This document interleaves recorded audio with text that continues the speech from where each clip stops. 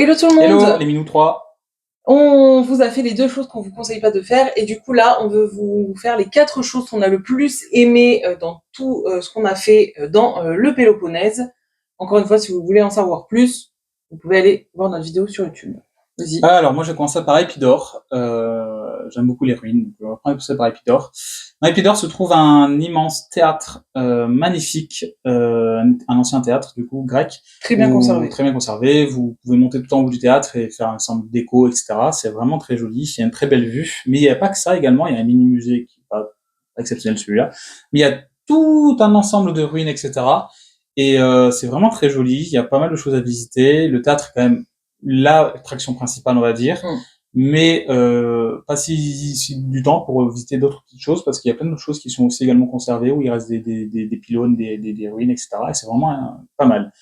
Maintenant, passons au top 3. Mistras, c'est bon, il faut être accroché physiquement hein, parce que ça grimpe beaucoup, beaucoup, beaucoup.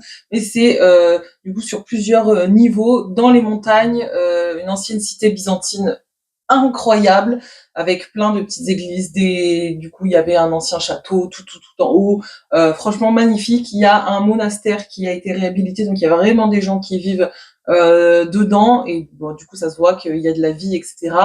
Franchement magnifique, des vues incroyables. C'était trop beau. Bon bah voilà, par contre il faut être accroché physiquement, mais sinon je vous conseille énormément de le faire. Top 3, Nafplio. Top 2, Nafplio. Enfin, voilà, Nafplio. C'est une petite ville portuaire à côté de l'endroit où on a dormi, balnéaire surtout. Une très belle ville avec une très belle vue au Bordeaux, etc. C'est magnifique, hein, vraiment, au coucher de soleil, c'est vraiment splendeur. Je mettrai les vidéos de toute façon. Mmh. Et on y mange assez bien. Après, il y a tous les défauts des villes touristiques, c'est-à-dire beaucoup trop de monde quand c'est une ville balnéaire, et des serveurs à la con qui sont vraiment très désagréables, Mmh. honnêtement.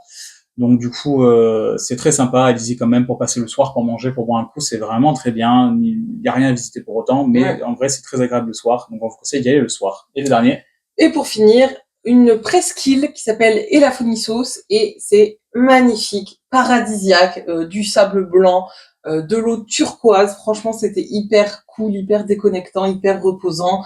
Même s'il y avait quand même beaucoup de monde, c'est très touristique, hein, mais c'était vraiment magnifique. Donc, on vous conseille d'aller y faire un tour. d'aller même dans les 4 qu'on a cités. Oui, carrément. Sur ce, on vous fait des gros bisous et on vous dit à la prochaine. Ciao!